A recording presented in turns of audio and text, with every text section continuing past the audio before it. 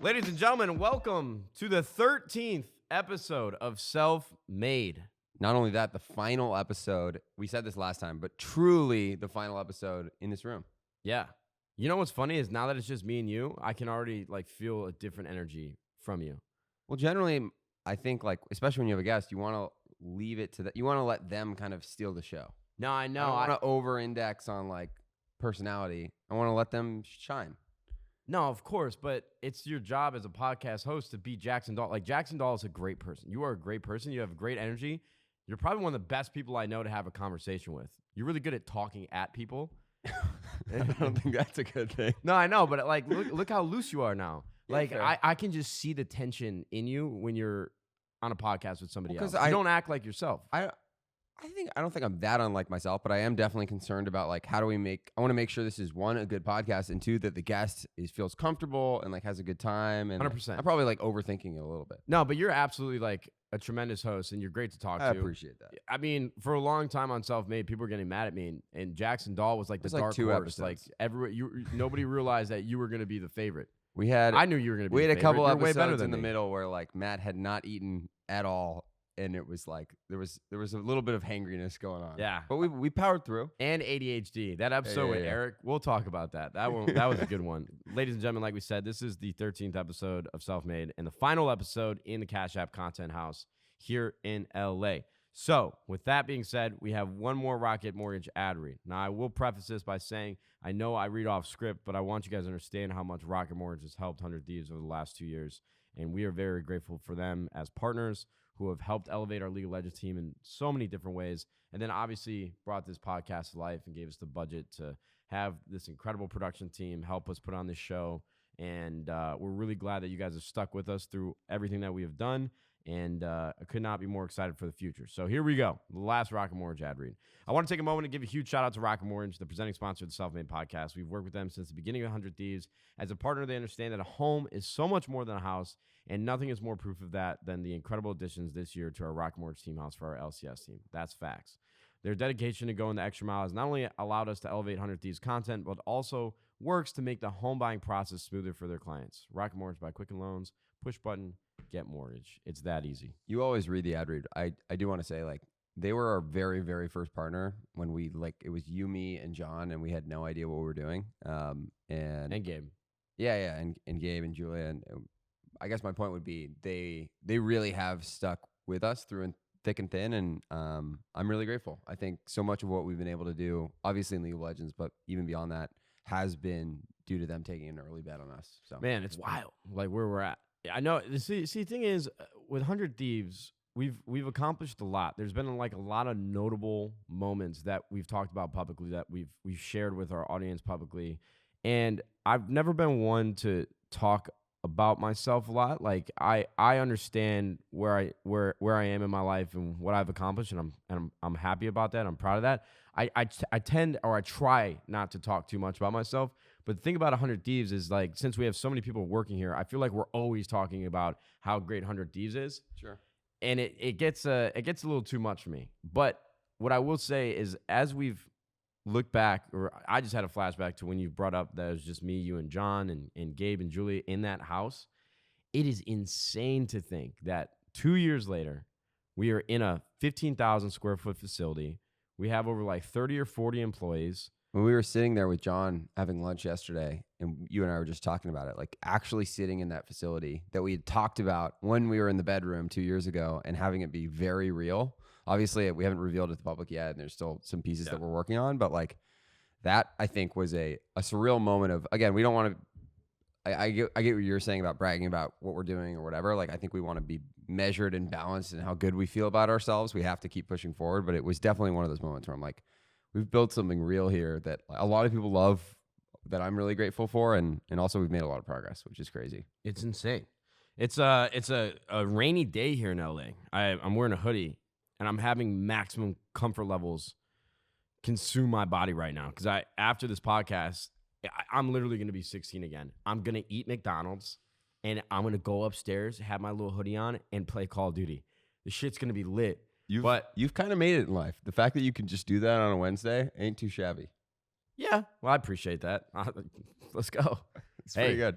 Should we explain what's happening? Why I'm sitting here, you're sitting?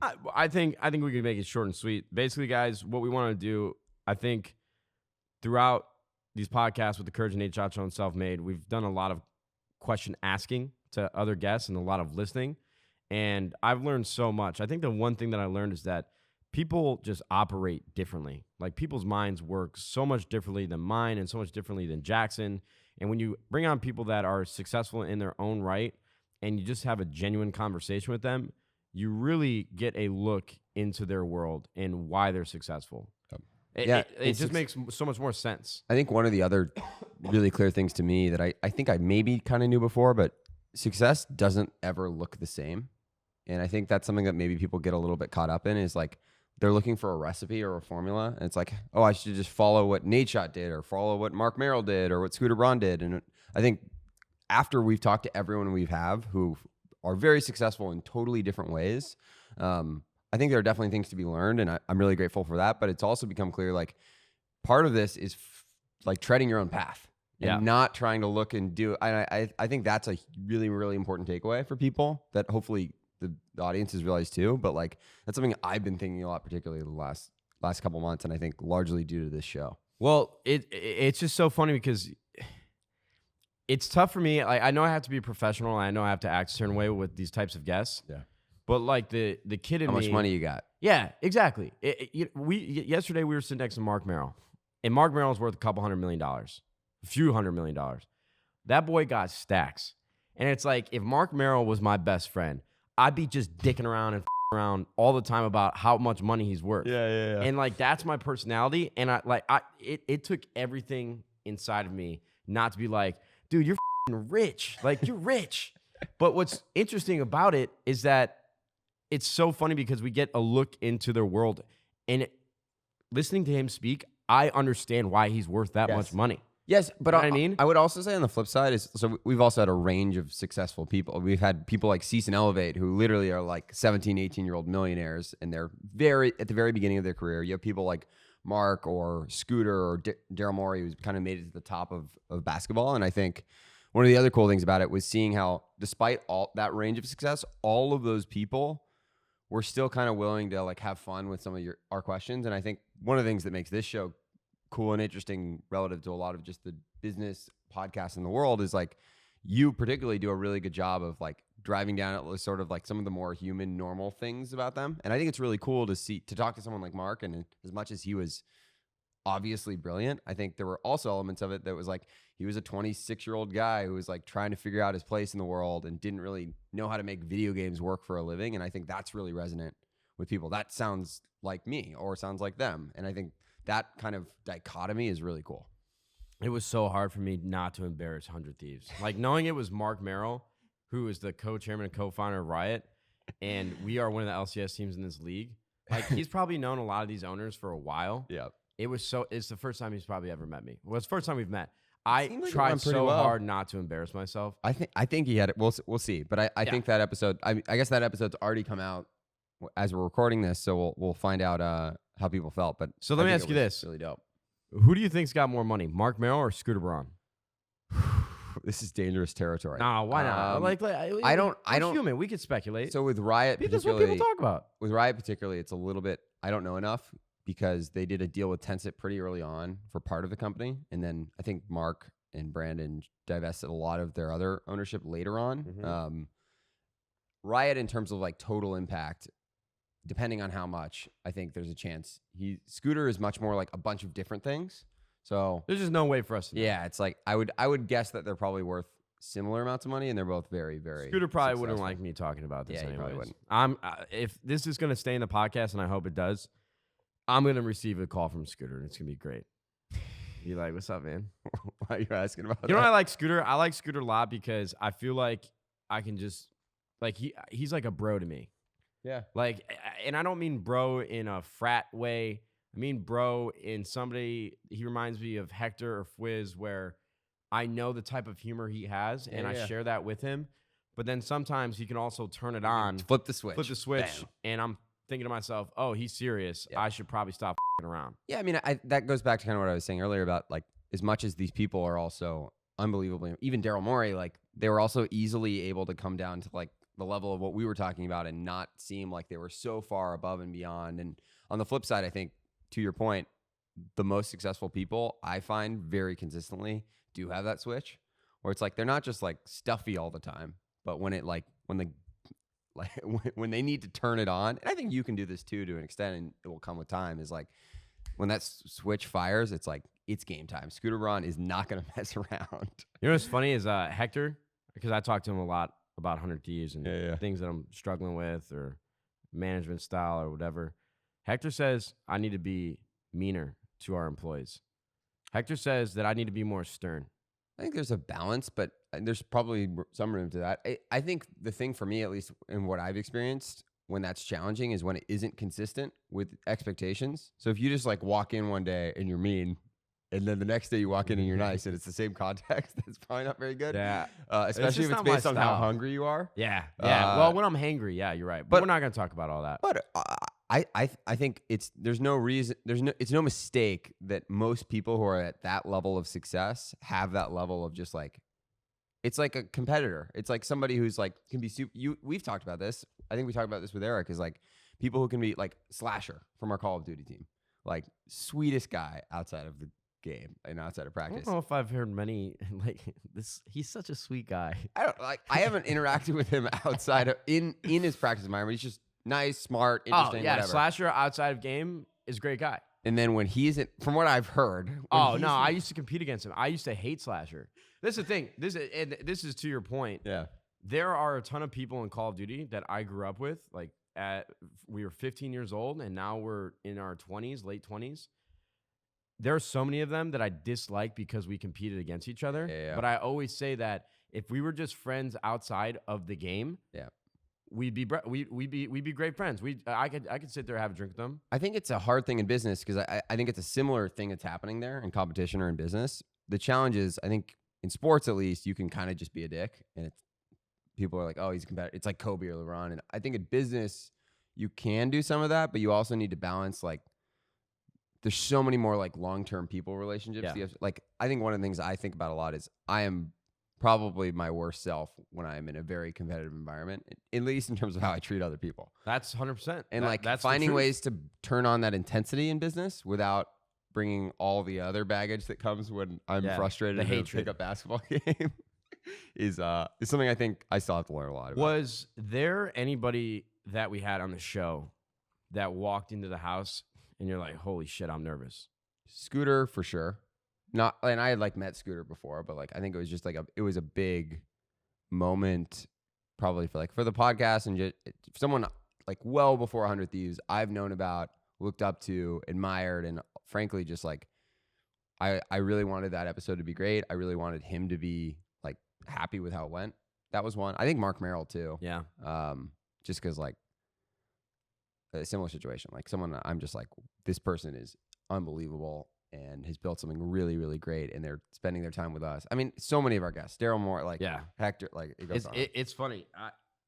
I didn't get nervous for Mark Merrill. I was really excited just to shoot the shit with him. Hector told me a funny story, which is what prompted my question. Was he went to an event, and it just so happened that he ended up in the same room as Jay-Z, and he didn't know Jay-Z was going to be there. So he walks into the room, and he looks to his right, and he's waiting for his friend to come up and get him. Some exclusive private event. Obviously, if Jay-Z is there, it was something important. I forget what he told me. He looks to his right. He says, oh, that's Beyonce. And then as he keeps panning through the room, he locks eyes with Jay-Z. And he said when he made eye contact with Jay-Z, it was the first time in his life where he truly felt somebody's power in the room. Just the air felt different as soon as he saw him. Yep. Like it was a little heavier. Yep. And it was the first time where he thought to himself, holy shit. And I feel like I've only had that happen to me a couple times. Is when I met Drake when Jeffrey Katzenberg came into Yeah. our living room at the Rockmore Team House. At the team house. That was crazy. There was like 6 of us in the room. That was crazy. And can you explain everyone who Jeffrey Katzenberg is? Jeffrey Katzenberg. So real quick, you have like a little hair right here. I got a little hair. Yeah. Ooh. Can you get it off? You got it. Oh, it's Haley's hair. There you go. Look at her. Back to Jeffrey Katzenberg. I'm going to keep this for later. No, I'm just kidding. Imagine if I just ate it. Jeffrey Katzenberg, I actually don't know what he did before it, but he founded DreamWorks. First and foremost. It makes all those And animated basically movies, probably right? one of the 5, 10, 20 most important people in all of entertainment in the world. And most recently started a company called Wonder Co., which is this big investment company. Is he a billionaire? I believe so. Yeah, I think he has to be. He sold DreamWorks. I'm sure. I think he's a multi-billionaire. But he recently raised like $1 billion for Wonder Co., which is this new media investment firm that is also launching a big new product called Quibi next year, which is like a Netflix for your phone.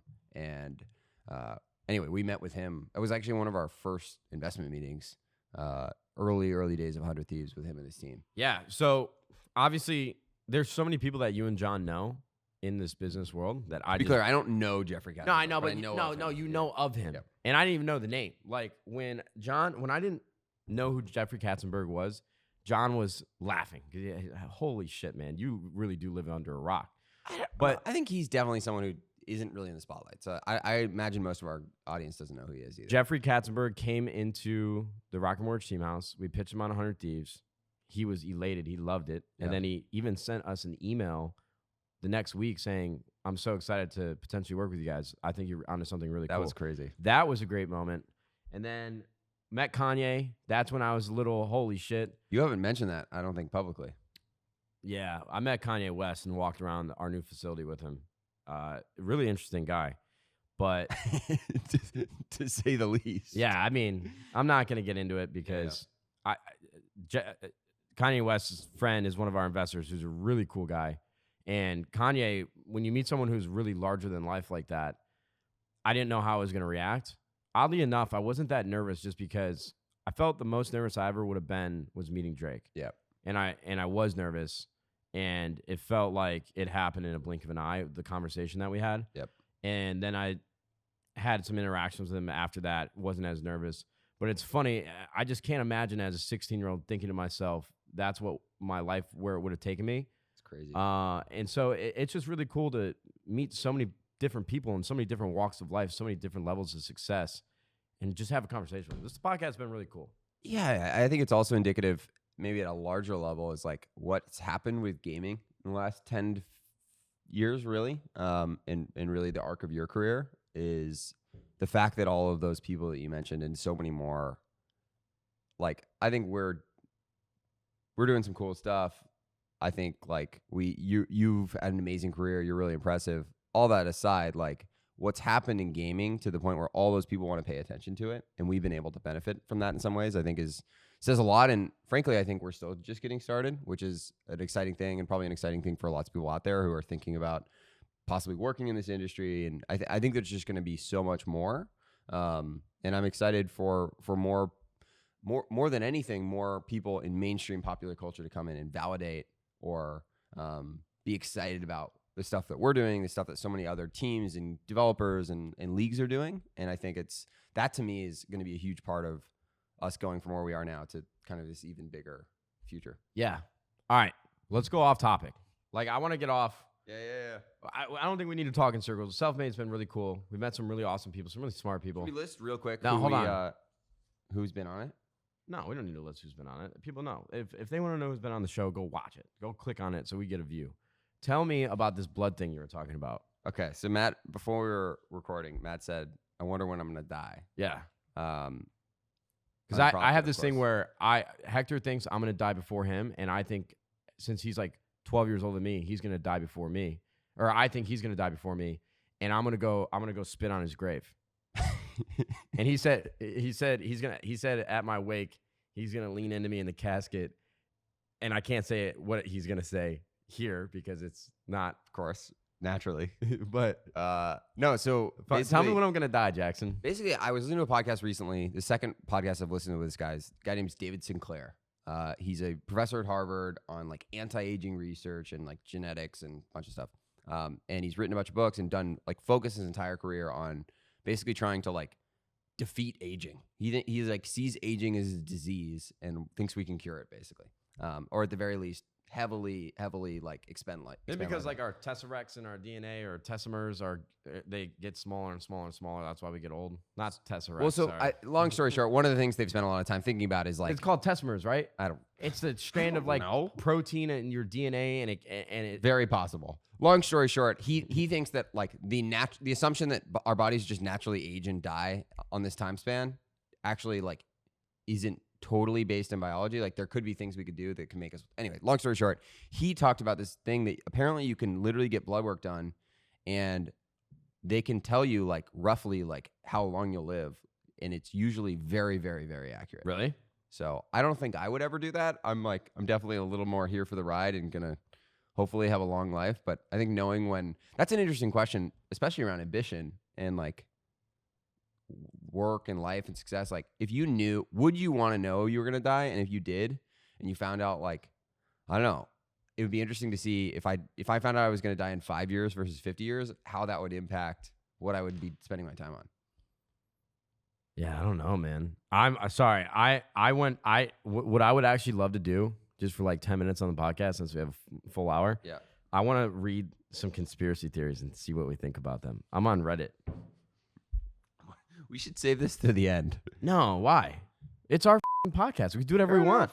When I envisioned doing a podcast, this was it. This was it. Like I just want to talk What we really about. should have done is done this with all the guests in like the last 10 minutes. Whatever's on my mind, like I just want to talk All about right, it. hit me. Obviously, the Courage and Nadeshot show and Selfmade, they have a lot more structure now, which I think is necessary.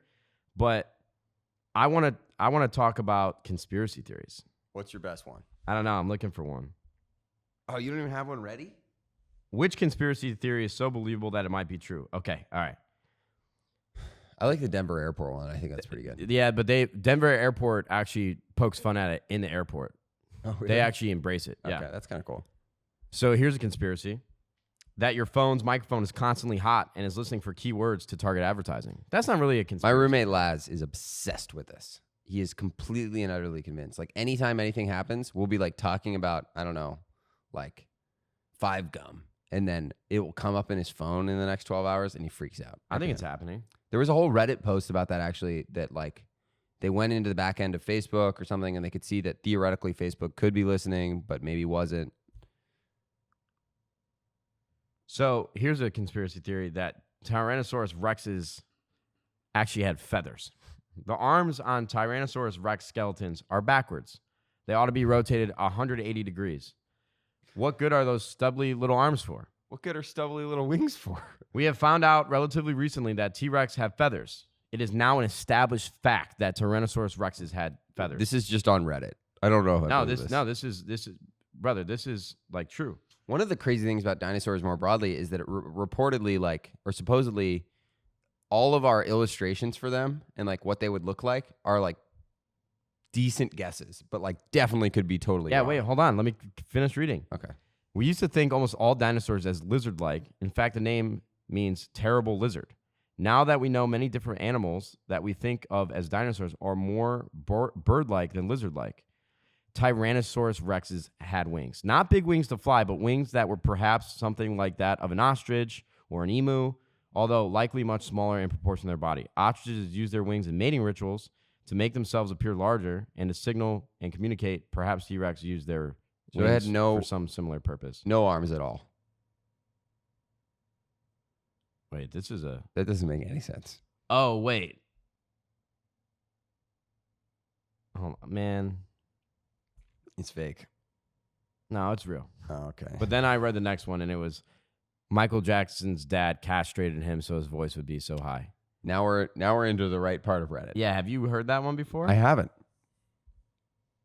I don't know if I have any came more commentary. prepared, It's 'cause okay. Scrolling through Reddit and trying to find. We'll find the best some for conspiracy next theory. time. Hey, Mauricio, while you're sitting there, find us a good conspiracy theory. Find like the best one, and then send it to me. We can unpack it, the whole thing. Yeah.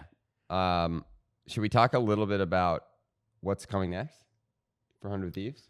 No, we do too much of that, man. That's bullshit. Like, let's just have a conversation. We talk about 100 Thieves all day. I'm just I talked about 100 Thieves a lot on the Courage and Nadeshot show yesterday, the final one. So Ray, do you have anything to say Hey, to Ray. the fans of Selfmade? Ray, come here. Can you come here for a second? Sorry, I don't mean to like hail you down. Like, hey, come here. If you don't want to, it's okay. Ray, what's going on? You're gonna go walk your dog? Do you have anything to add to the? Who's here? We got the whole podcast. We're set. filming a podcast live right now. Oh, it's live. No, it's not. live. It's not live. But It's like recorded. Oh, it's Being recorded. Yeah. Hey. hey, all right. Wait, no, don't you usually have like a guest? Yeah, that's why we don't have a guest. It's today. you. You are the guest. Ray, what is success to you? Nice. Go walk. It's okay. Go walk your dog. It's okay. Thank you for your time. Thank you for your time. I'm 100% gonna order McDonald's after. I think this. we're going off the rails. We What are you gonna going order off from the rails. It's McDonald's? the best part. All right. What are you gonna order from McDonald's? Quarter pounder, no pickle. I'm gonna get 2 cheeseburgers, no pickle. I'm gonna get 10 nuggets, medium fry, medium Coke, and Oreo McFlurry. My mouth is literally salivating. Matt does a lot of things I'm that gonna get a Big Mac too. Matt does a lot of things that aren't very like big time. Like he dresses pretty well and like has a nice car, whatever, nice shoes. But the most big time thing he does is he orders 2 of everything. Like he'll order 2 cheeseburgers on the off chance that one of them is like there's something wrong with it. Every time he'll order 2 pizzas, 2 sets of Chick-fil-A nuggets, like anything. Listen, eating is the best part of my day, and I Can't don't want there. ask. I don't want there to be any possible way that that's ruined. If I understand it end in up theory. living under a bridge and I'm broke one day, This is why. it's gonna be because of food. I was thinking about it, man. I've probably spent 50 grand a year. Or no, that can't be right. People are not going to like you if you say that. He also will order not. multiple things at a restaurant without Hold any on. of the intention to What- eat all of them. What you just said is so untrue. Listen, I did this shit. Like, I made my money. I want It's to true. spend it on what I I- want. I'm I'm just not going saying- to feel bad about the way that I spend You my should, money. and you should not feel bad. But Well, people out 30 there, times $60, 60 times 30 days a month, 1,800 times 12, 21,000 a year. 21,000. I've been out here for 5 years. that would be an interesting question for these people. Is like, Lot of what's the money. most belligerent thing you spend money on? 'Cause I think, Ignorant? yeah, ignorant. Like what? Like again, I think What do you you're spend the most money on? food, but I still don't do what you do. But I still spend like what? Like I go to Sweet Green and I get like a $14 salad that I can make at home for like $3, but I just don't want to. But it's like my not that Sweet Green is necessarily the peak of luxury, but every day I just spend like, I don't know, I spend like $15 on my food or I get it delivered or whatever. It doesn't add up quite like yours. Maybe I need a new hobby to spend stupid money on. Let's start a company. Okay. Do you think that'll mess up this whole thing? Nah. Okay. What kind of company? I wanna get a hot dog stand. Okay. I wanna make a hot dog stand. What if we had a hot dog stand at our facility next year? Jason would flip his shit. Why would he? Why? Dude, Jason is hilarious. So we have snacks. Jason needs to be more in the content. I wish he was, man. I love Jason. And Jason's our VP of Finance and Operations. I hope Jason knows how much I Very. love him. But so now that at the office we have a snack cabinet, you know Yep. that snack. There's all Apple different types of Jacksons in snacks. there. Yeah, there are Apple Jacksons. I love that. But now that snacks are readily available, because like at our old office, the company that we worked at, provided snacks, but you had to pay. You had to pay for them. Yeah. But now that we have snacks available, Jason said people are taking like. Jason broke it down. He said people are eating 7 snacks a day on average. He said that we ordered like $500 worth of snacks and half of it is already gone in 3 days. Because when snacks are available and free food is available, people are going to eat it no matter True. what. Yes, I've probably taken on average 3 to 4 snacks every day. Yeah. I'm So this is a problem. I'm guilty. Well, I think it'll go down because we're not catering lunch yet. So I think it'll go down. Oftentimes I'm like, oh, I don't have. Plus, we used to be closer to some lunch areas, so I'm oftentimes like grabbing a set of almonds to delay lunch. So I wonder. I think actually we could probably provide 8 meals a day and people would eat all of them. Let's do some self-reflection. Okay. What is your best quality that you think of that you have yourself, and what's your worst quality? I think my best quality is probably my like curiosity and or like passion for things that I'm interested in, and like I'm willing to like go very deep on things and just like, I don't know, that will care. I think it can make a lot of the work I have to do feel like fun. I would co-sign that. My worst quality is probably either my inability to focus super well and or these are tied together. I'm not an amazing listener. And something I'm trying to actively improve at. Honestly, like man, you hit the nail for on the head. example, like I have to actively put my mind in a like, or my brain in like a listening mode to hear what people are saying. So like I'll be on my phone or something and people will come up and talk to me and I just don't hear what they're saying. Oh, I thought more along the lines of if you're having a conversation, you won't listen, you'll just talk at the person. Oh, that's 100% that too. That Okay. also as well. I mean, that's one of we were talking about earlier. Like that's been a huge exercise for me on this podcast of like, not, I think especially with two of us, like not interrupting you, not overstepping the guest. Well, I do the same thing. Yeah, I whatever. I think that's something that I'm very cognizant about that I'm not the best at and would like to improve. Can I tell you something? Yeah. I've never told you this. 2 weeks or 3 weeks of you working full time at 100 Thieves, I hated you. I genuinely was like, holy we made a huge mistake. This is the guy that I have to work with for however many years. Because I just didn't understand your personality. Sure. Like I didn't embrace it the way that it should have been. And when I finally learned that because you and I would argue all the time. Yes. You and I would argue all Even the time. right, like it did not take very much. I did not. So I didn't really know that much about you coming in, and there definitely wasn't this like. I probably should have had more respect early on, to say the least. Yeah, but well, in the position that we were going to be in, we were going to be friends. Sure. So it's like respect is a two-way street. I don't mean respect in this like, oh, Nadeshot. Like I just mean in general, like coming in, like you are quite literally my boss, and even then, well, you and John, but like even then, like I definitely have no shame arguing with anyone. Yeah, even but I if think it's also tough to respect somebody as your boss when you're like the same age, which I think that's probably something too. Maybe You might not admit to it, but either way, I hated you the first 3 weeks. Good We move. argued about everything. I don't like when people tell me I'm wrong, but I feel like I've actually gotten a lot better at understanding that my way is not always right. And especially now that I've worked with so many people that I think are talented in their own right and are very intelligent. And there are so many things that a lot of people in this company know way more about something than I do. And I think I've become more comfortable with really trusting others when my opinion might differ. And normally back in the day, like whether it's about Call of Duty or really anything, I would just say, no, you're wrong. My way is the right way. But to be fair, you were often justified. at the beginning, I was not very good at doing that. And so you and I would argue a lot. And I'm like, this guy sucks. Like he's telling me all these things that I don't want to hear. And he won't shut up. He'll just continue to argue with me. I hated you. But What flipped the switch?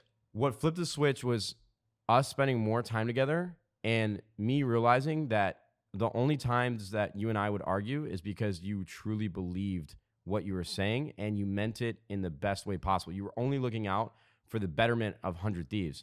And I realized that you are one of the most genuine people that I've ever met when I think you said it best a few months ago, a year ago. You and I both wear our heart on our sleeves. Like if something is bothering you, you cannot hide that well. If Yep. something's bothering me, Yeah, I yeah. can't hide it well. And I just knew that you were a good person, truly like down to your very core. There's really no malicious intent in any fiber of your being. I Like appreciate you're that. a good person and an even better friend. And it took me a while to understand the rhyme and reason of why you argued. I think in general, like for me, one, I see arguing as interesting and compelling and probably like making progress. But also I just like my biggest thing is we've had plenty of decisions where in the end you and I didn't agree, but I just need to like at least have someone make their case. And like I think oftentimes I do this too. And one of the reasons I like arguing is because I hope people will do it back is like I don't want any of my beliefs or decisions to be like unchallenged. Because the chances that I was just like instantly 100% right off of my gut is low. I think one of the things that we deal with and we've dealt with for the last 2 years is like you are very much a gut-based person. And oftentimes, especially when it comes to like anything related to content or our audience or the brand, your instinct is right. And I'm still challenging you on that instinct, not because I think inherently like your instinct isn't good, but I just want to make you like actually go through this because I'm the same way. I need to be I think my beliefs and my decisions are improved or enhanced if they're actually like, it's like going through a forge for like metal. You know what you don't know when you're like 16, 17, 18 years old? Even now, 27, I'm not full of wisdom, but I definitely have had experiences that have shaped me and who I am and how I approach situations. I'm obsessed with like peeling layers away from people's personalities because I feel like a lot of the interactions that you have with people, if they're not your really good friends and you spend a lot of time with them, are very fake. And the people that I attach to immediately and want to be around is in an initial conversation, I can tell right away when they're being their true selves. Sure. And what makes me feel really uncomfortable is I feel like I can tell when people aren't showing who they are and they're posturing and providing personality traits or saying things for the sake of putting on a show or trying to convey themselves in a certain way. And for what it's worth, I think you're in a particularly challenging situation in that most people who meet you, especially if they have any context on you, are probably inherently, in the same way me with Scooter or with Mark Merrill, like I'm not 100% myself, because implicit in that is like them trying to be interesting to you or appealing to you or like whatever. And I think that's anyone who has any level of fame or success or anything like that. I think you're rarely going to get exactly someone's most authentic self, which is a hard, at least when they initially meet you, which I think is a hard thing. Yeah, I get that. To have to deal with. I get that. I just love when people are themselves. Yeah. I mean, I think you're also getting at an interesting idea that I've thought a lot about. There's a guy named Naval Ravikant who's like a Silicon Valley guy. And one of the things he talks about is like, if you wouldn't work with someone for your entire life, you shouldn't work with them for a day. And it's like this kind of very, I don't think he's totally necessarily means that literally, but his premise is basically like, and this speaks to one of my core beliefs, that much more so than the company you work at or what you're working on, the people you work with is by far the most important part of progressing in your career. But his premise is basically like, who you work with is really that important, and you really are the average of the 5 or 10 people you spend the most time around, whether it be your friends or your coworkers or whatever, choosing who those people are is like the most profoundly impactful thing you can do. And I think oftentimes most people are like, they kind of settle and they're kind of like, oh, this is just a temporary thing, like whatever. And sometimes you don't have luxury of choice. More so than the hyperbole even of that statement, though, it really does. And this is something that's a big ass word. I feel really, really good about 100 Thieves. Is just like getting to work with exceptional people is by far the best part of work. I think the biggest leading indicator to successful work, like all of those things. And I think kind of what you're getting at is in a similar vein of like really finding or making sure that you resonate with people when you meet them or in your initial first time with them. I think you're allowed to be picky, especially someone like you. And it's important to be. You're born to be on a podcast. Like you have the right personality to be on a podcast. Like I'm actually upset now that we have gotten to the last episode in this house of Selfmade, and we're finally getting the Jackson doll that I see every day. I enjoy listening to you most of the time. We've had some amazing guests. And no, we've had some amazing guests. Let me finish my thought. Okay. You're just so great at articulating your thoughts, and I feel like that's a talent or a skill set that a lot of people don't have. And you're easy to listen to. So this is going to be off topic, completely off topic. I don't even know how the I got here, but you know what's crazy? And everyone at home is going to think I'm an idiot. Dude, what the is really going on this earth right now? Like, what is happening? What do you mean? Listen to this. It's like billions of people all existing shoulder to shoulder with each other. Yeah. And we have perceived structure through like government, rules and regulations, laws. Yep. There's certain things we can't do. There are certain things we can do. But at the end of the day, this world is running off of people just like you and I that are like making this shit happen. It is. I very strongly believe this, and this isn't. Bro, what the is going on? Everything we do, our entire society, and most of your and my life, and all this structure is based off of stories that we have been told or that we tell ourselves about, like the story of what it means to be an American, or the story of what it means to be like working in like being a gamer, or the story of what it means to be interested in wherever you are, or how society should work. And I think it speaks just to how powerful like those stories or those myths are, in that they literally have there's no reason that I have to do anything that follows the law or the government. Obviously, like I can get thrown in jail or whatever, but like if enough of us decided like screw the police, we could. They wouldn't have very much power over us. But I think it's interesting that human beings are, for literally like thousands of years, have been bounded by these like organizing stories for like how we live and what our society should be and how we treat people. Like We should start a cult. I mean, literally, I think that's one of the best examples to help people understand this idea is like cults are super fascinating to me because they are super intense and generally like very different and seem crazy to people, but also I think representative of like most governments, religions, brands, and some companies, communities. Like at the end of the day, a cult is a super passionate community where like all these people are bought in. And like it sucks that generally those are led by malicious people who are taking advantage of them. But at the end of the day, like the cult of the American nation is the reason the US exists and why we're like, I'm serious. And I don't know. I think The cult of the American nation. I just think it's so interesting how so much of who I am and what I've done in my life is based off of like these stories that I've been told about like how I should be and what should be and Your product, your environment. And the other cool thing is I think we can create new stories. Like at the end of the day, Our cult. I certainly hope 100 Thieves isn't compared to a cult in some ways, but like I think one of the things that's really cool about what we have built is that there really is a passionate community of people who like the best part of getting to do what we do is like all the people out there who are excited about it and like participate in it in some way. And obviously there's a business behind it, and I'm not going to make it sound like it's something more than that, but I do think it's interesting. 2 more things. Sure. Both things people are going to think I'm an idiot. I don't think that was make you think you're You know what's wild? Universal languages. Like the fact that we got millions and millions and millions of people to agree like this letter is what this means and this word is what this means. And hear me out.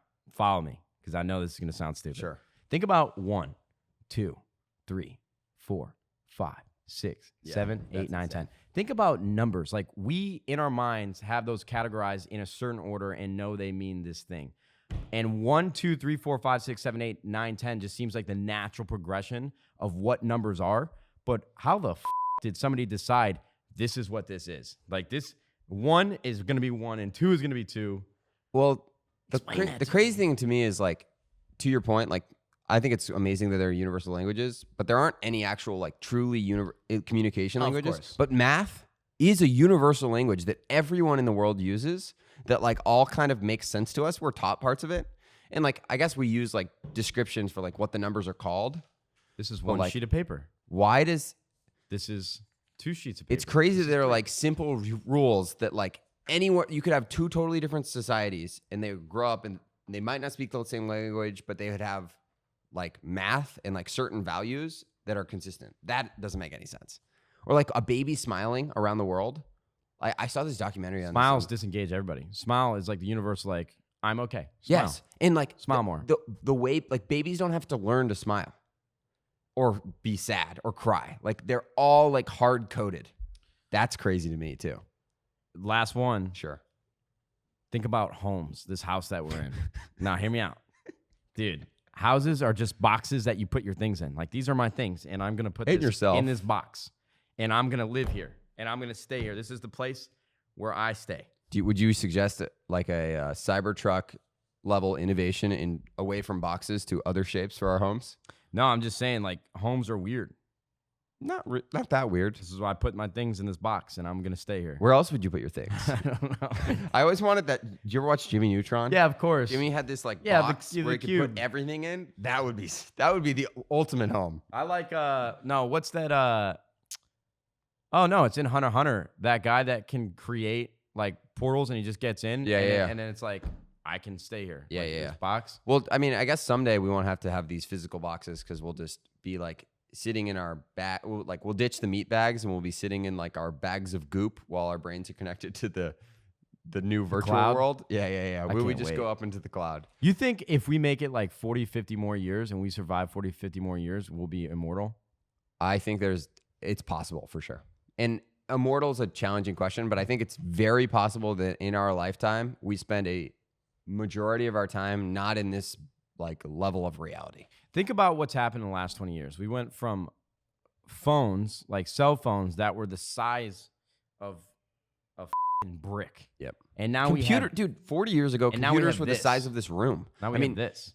so Elon Musk talks about basically like it's extremely unlikely that this is the base reality. And one of his core arguments for that is that if you look at virtual reality over the last 20 years of development, from like 1990 or like the Virtual Boy or whatever Nintendo had to what we have now, yes, it isn't perfect. Yes, it's not totally indistinguishable from reality, but like I've heard stories of people falling asleep in VR and waking up and like not knowing where they were. But if you look at that, like technology increases at an exponential rate. If it's going to continue at that rate, it's basically impossible that we won't have completely realistic virtual reality in the next 50 years. Yeah. I don't know if there will be regulation around that and whatnot, but like, I also think given the biological research around aging and stuff, like I think it's very possible that maybe we probably won't be immortal, but like I think it's very possible we could live to be 300 or 200. It's also possible that we destroy ourselves and civilization ends, but Selfmade podcast right here. Sorry, I'm ordering McDonald's so I can have it There you go. on the podcast. So, anything? I have Some nugs? I'm going to get you some nugs. Sure. Do you want a meal? honey mustard. No. I know you want a honey mustard. I know. Okay. I'm going to ask you the same question. Okay. To bring it back. What do you think is your best and worst quality? It's a good question. Stole it from you. My worst quality is probably, I have a lot of bad qualities, honestly. Actually, I don't know if it's the worst quality. It's the one thing I hate about myself is how moody I can be. Like, I hate that I get so angry when I'm hungry because I'm hungry all the time. Yeah. You know what? I don't like how my personality fluctuates quite a bit. Like, Yeah, not in a terrible way, not in like I'm bipolar, but like I have really high highs. Like there will be like Sure. an hour or two throughout the day where I'm in like a great mood and I'm like, Yeah, I'm yeah. going to do everything. This is what it's going to be. It's going to be incredible. I think most people are like that though. And then some days I could have really bad lows. I don't know. What is my worst quality? You tell me. I don't know. I have bad qualities. I don't know if this is so much of a quality as much as an observation, but it's kind of what you're getting at, which is you just have times where you're like, you kind of like turn off and it's like, I'm not getting Matt. I'm just getting like whatever. An automated response. Yeah. I can't really think of anything. I have your worst quality. Okay. Despite not being a like overwhelmingly negative person, you're like generally positive to be around and all these things. I think you can have an outlook, especially when it comes to yourself, that is just way more negative than it needs to be.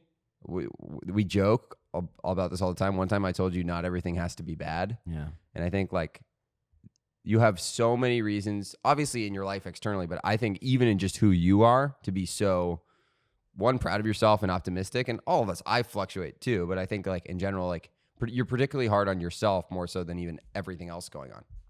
And I think that's not the best quality and you can improve on. And because you have a lot to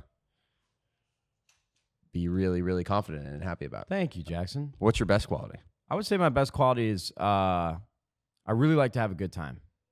And if I have people that I really, really, really care about, I might not show it the best way, but like I know deeply, like down in my very core, that I love that person and I want them to be happy. Yeah, I think that's very true. I just really love being around people that love to be around me as well. Like I very much value friendship probably over most things in life. Like Yeah. I just like having people that I know are not there for any other reason than just they like to hang out and be friends. I just like to have a good time. Yeah, it's true. I hate how much I enjoy drinking. I enjoy drinking a lot. I love McDonald's, dude. Oh, Haley just texted me, said, "I love you, babe," with a heart. There you go. Oh, that's very sweet. I'm prompted. Not everything has to be bad. No reason. Dude, this podcast has been all over the place. It really has, but But it's hopefully, been fun. I've hopefully it's enjoyed been it. interesting. I think there's been some good parts and some other parts. I'm really trying to focus on this McDonald's order. It's like harder than I thought it'd be to do it right now. Big Mac, quarter pounder, chicken nuggets. That's a solid lineup right there. I don't All right, need the I'm gonna cheeseburgers. you're gonna order this, and then I'm gonna give you some hard questions. Give me some hard questions. I like this. Yeah, ask me some questions. 2 years in, 2 years in. what is the hardest thing about being a CEO? What did you not expect? Wow.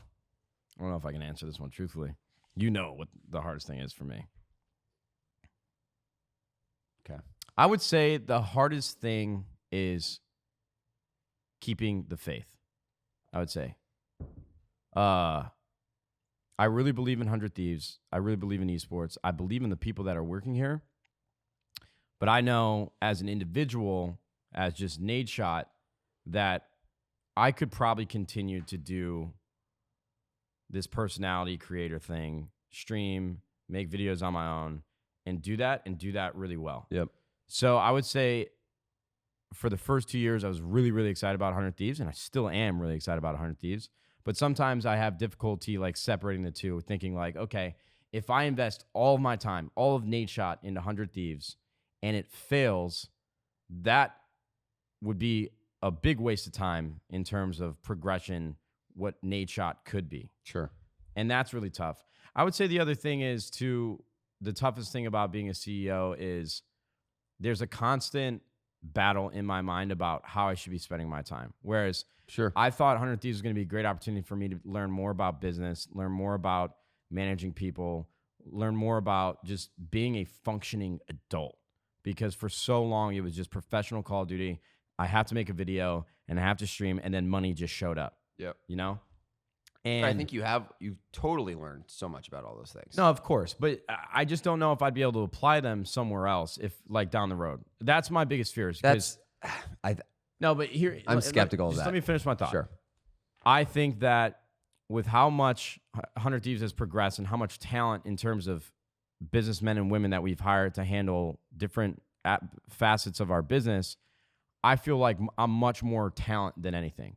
Like I make high level decisions that are really important for like what sponsorships I'm excited about, what I think should be touching 100 Thieves, apparel, jerseys, content I touch a little bit of, and direction. But I more or less like checking. I'm like, I got to be on camera 24/7. I think we all underrate the things that are like maybe come easily to us, or maybe even things that we're really good at.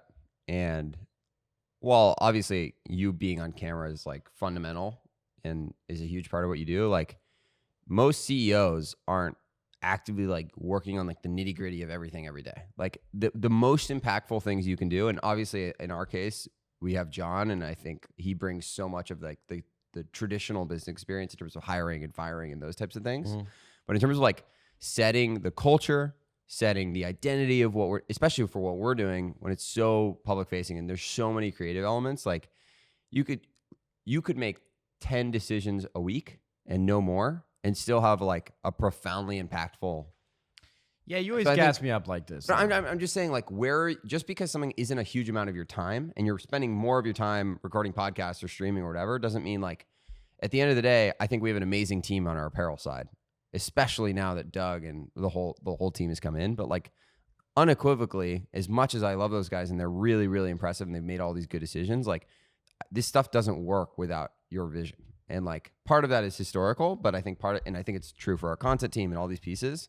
So I think it's a hard, especially when you're in it every day. And I think this is something that probably is resonant with so many of the guests we've had in the show too, but just like being able to pull yourself out. Mark Merrill even talked about this, like being able to pull yourself out of like, you've been doing this for 2 years. He was doing that for 10 years and like have some perspective around like the impact you're having and like the amount of time you put in and all these things. And I think more broadly for you, what you have done when it comes to building 100 Thieves is so unbelievably rare when it comes to talent in any industry.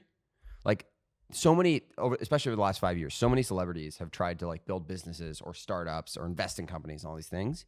And the vast majority of them failed because they are never able to get the mix right of prioritizing kind of like them and their own brand and this new thing. And I think, obviously, I'm sure it's sometimes hard to balance Nadeshot and 100 Thieves, but 100 Thieves is like very much your lifeblood. And it could have only existed with you saying, Nadeshot isn't going to be my number one priority across everything. And I'm actually going to pour so much of myself and my time into this. Yeah. Which is the only reason it worked. Yeah. And I would like the record to show. And I genuinely appreciate that. It means a lot. You always do a great job of reminding me.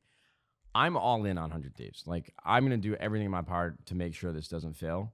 And I just want the record to be known. But the thoughts that I have are very real, Yeah. very human thoughts where it's like opportunity costs, you know? And I think talking about those things is also good. And like, again, one of the things that I think is cool in the modern world too is more and more business leaders and people like this actually talk about this stuff. Oh, the other thing, the last thing I'll say that has been really tough for me, and there's other people from the company that are here in the room, and I don't mean this in a terrible way. I really don't. The biggest change for me, I would say, is working with other people and being responsible to need to talk to other people. Because for 3 years while I was living in LA, it was just me. Yeah. I did whatever the I wanted when I wanted to do it. Like if I wanted to make a video, I'd make it. If I didn't feel like doing anything for 5 days in a row, I wouldn't have to do it. Yep. And now it's like, I think there's not been one person that has called me more than John Robinson, and I've answered. I don't think I've ever consciously ignored a call from John. Do you know, like, with how you know me now, isn't that insane? Yeah. So, like, I'm obligated to talk to other people every day. Yeah. And I know that sounds No. ridiculously stupid, but it was such a big change for But me. people also don't realize how much everyone asks of you. Like if I were to just say that, like, oh, people so many people want to talk to me, I would just sound like an idiot. But I think like you truly get probably asked for 100 things every day from various people inside and outside of our company. And like one of the things that we're gonna have to figure out over the next year and 5 years or whatever it is like how we can best allow you to succeed and do the things you're really good at versus getting asked for. You're very nice, Jackson. For other things. Some days, and I know everybody has these days, some days I just think, man, I really don't want to talk to you today. And I don't mean it in a bad way. Like, I like this person that I'm working with, but I'm like, dude, can you just give me one day? Just leave me alone. I need to be able to turn it off a little bit more. I think we're not nobody specifically. Sometimes it could be John. I'm like, John, brother, man, like, you are all in on Thieves, and I love this, but man, I just need one day, brother. I think the big thing was this year. Go ahead. Probably like 2-3 days a week. Some weeks I walk downstairs and we'll have like 7 coworkers. Yep. In the house. And in my apartment, I walk around my underwear all the time. I can't do that no more, Jackson. I think this actually, I'm glad we had this conversation on this podcast because I think this will actually explain, like, there have been a couple times, a couple on this podcast and a couple in other videos where people have criticized you for the mood you were in and on the day. And like, obviously, I think we all, especially for content, like we want to be professional, this or that. But like, I think it also gives people some insight into like, nobody can do this and be like Mr. Shiny, smiley guy 100% of the time. Yeah. I think you do an amazing job of being yourself on camera. But like, you're too nice for to me, all man. these creators that we have in 100 Thieves, and like, I think this is going to be a challenge that people have more and more is like, how can I be my authentic self and share my life with the world? But also like, everyone has ups and downs, and everybody wakes up some days and they're just like, this is not my day. Yeah. I just want to improve as a person. And what's funny is that I know I'm in a bad mood and I can try everything in my power to get myself out of that bad mood. And like, listen, you're being short with this person. You don't need to do that. You're in a bad mood. Just man the up and stop being an asshole.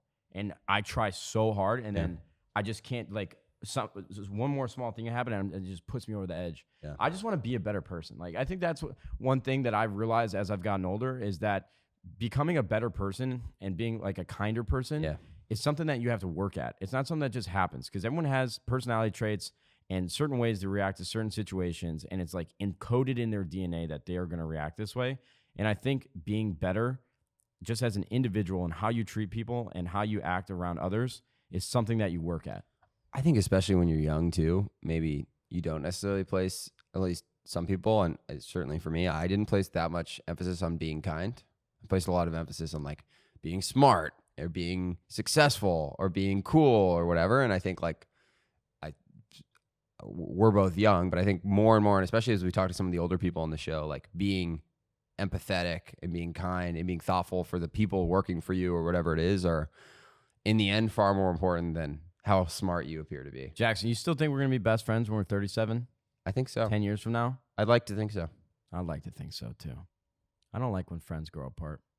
it's a hard thing about life. I think so much of it is contextual. And it's like you live in a different city alone. Like some of my closest friends, they live in a different city and I still talk to them and like we're close, but it's not going to be the same.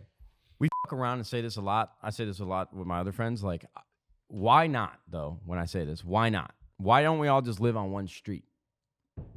We could get the neighborhood, the cul-de-sac. Everyone's like, hey, let's all live on the same cul-de-sac. Imagine all of our friends just living in one place. It'd be Now, dope. of course, you know, money comes into play in a job Maybe and you new do it- location. Even like, obviously that would be insane. But like, even just like, hey, let's plan a trip twice, like 10 years from now. Maybe you and I don't even live in the same city. Who knows? Maybe 100 Thieves is the biggest thing on the planet. We're still doing this. Who knows?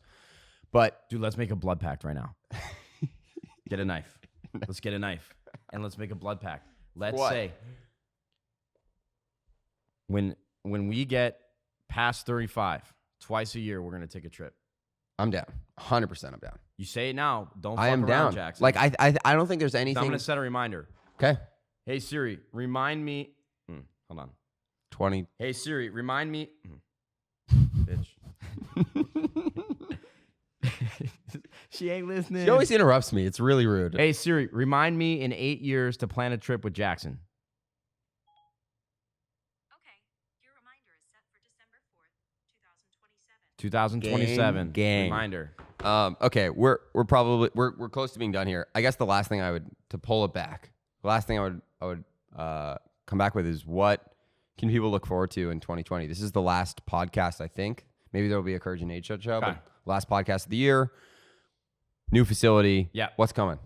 What I would actually ask all of you to be looking forward to, if you're a fan of 100 Thieves, I think our rollout of our apparel and jerseys is probably the thing that I'm most excited about right now.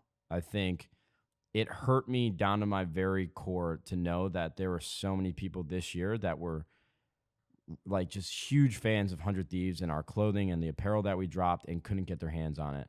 You know, I think people don't understand internally the struggles that we went through to make apparel work this year because we did something completely different. Like we weren't going to some third party and saying, hey, print these right now so that we can sell them right now. Like we did custom cut and sew. We did things differently. It was a change of what you would expect from a video game team or an esports team or any brand in general. And we spent so much time bringing in the right help and planning out the right vision for our apparel. It's going to be very different, but more of the same. Yeah, none of the changes. So the other thing I think it's worth clarifying for people who don't know is we brought in a new head of a VP of apparel. We've talked about it a million But times. his stuff hasn't come to be. Yeah. So this cream hoodie was the last one that he wasn't in charge of, Yeah. and now he will be everything for next year, and it'll be totally Yeah, different. basically our head of apparel is built like it's very different, but it's more the same. And I'm most excited about apparel. Like I'm just most excited to have we have an entire year scoped out, Yep. planned out. It's Way already more set in product. stone, way more product. Yep. I think you're gonna be really excited. But I will preface that things will be different. Yep. You know, I think a lot of things that we have done have been very simple and very weighted on just a 100 Thieves brand and the logo itself, where I think this year we're trying to be a little bit more progressive in Yep. terms of athletic wear, streetwear. Spanning what, like, as you've always said, we want 100 Thieves to be a real clothing brand that people Yeah. love. That's what I'm most excited about. What about you? Um, You wrap it up. Look, I What are you think most excited about? on the content side, and there's so much more podcasts, more like shows, and kind of consistent things that people can come to. I think it's something we've been pushing more and more towards, especially as we bring in more talent and all this stuff. Dude, our McDonald's got canceled. Oh my gosh, Unable that's to something that I feel like deliver. we've had the highest. We've had these podcasts, but like much more like consistent stuff people can come back to across different esports, different games, different whatever. And I think especially when all of that's in the world of, and this gets to probably the thing I'm most excited about, which is truly having the entire 100 Thieves universe in that facility. We had this 2 years ago in the League of Legends team house. It was not only our best competitive split, but also I think it felt like it was the most consistent culturally we'd ever been. And now we're going to have CSGO in there, Fortnite in there, League of Legends in there, our creators streaming in there, like obviously all our employees. Like that's going to be awesome. It's gonna be sick, man. Real quick, I do want to give a special thanks. We didn't mention it earlier, but I do want to give a special thanks to Hector Rodriguez, iJustine, Fwiz, John Robinson, Scooter Braun, Daryl Morey, Cease and Elevate, Mud Dog, aka Eric Sanders, Mini Lad, Alex Costa, Felicia Day, and last but not least, Mark Merrill. Thank you all so much. This was truly, and we talked about it earlier, but like truly an amazing experience for me. I think Matt and I both learned a lot, and hopefully you guys did too. And glad they were able to make this podcast a reality. Yeah, and a big thank you. I said this yesterday. Big thank you to the entire crew behind the cameras. Shouts. You guys show up an hour early, some days a day early to get this entire podcast set up so that we can use the house in a more functional way on weekends and play beer pong and do stupid shit. But I know how much time you guys have spent at this house, listen to us ramble on about God knows what. This episode especially. So thank you guys. I really appreciate the hard work. That's true about like literally everything we do at 100 Thieves. There's people don't even realize like there are so many people now behind the camera that are just slaving away. So yeah, I feel really proud of our team. Yeah, Selfmade has been fantastic this year. Looking forward to what we do more of in the future. I apologize if this episode was a little different. Now that I'm reflecting on all the things I said, I probably said some stupid things that I'm gonna be upset that I said. But I think we had a good episode. I think we I talked about a lot of you carried things this that we don't episode. usually do. Much like most of the episodes of Selfmade, you carried it. So, guys. I was just gonna say. Go ahead. Take us out. You do the outro. Yeah, I mean, if you are watching, time. please check us out on the other episodes on YouTube as well as on Spotify, iTunes, kind of all the places you can listen to this in the audio format. Obviously, the video version is really fun, and would really recommend going back and checking out all those people I mentioned. No rush. You have time over the holidays, but really some incredible wisdom from every one of those people. And it was a joy to be a part of. Thank you, Matt. Thanks again to the crew. And of course, thank you to Rocket Mortgage for making all this possible. I hope you guys have a fantastic holiday season. Thanks for letting me. This is my first time doing something like this, and I really enjoyed it too. We'll have more next year. Jackson, you're just a great guy. I love you to death, man. Great Cheers, job. guys. Take us out. No, you got to do that. I can't do that. Ladies and gentlemen, thank you for tuning in to the Selfmade Podcast. This has been Nadeshot and Jackson Dahl and the 100 Thieves production crew signing off for the final time of 2019. You too. We'll see you fudging later. Bye.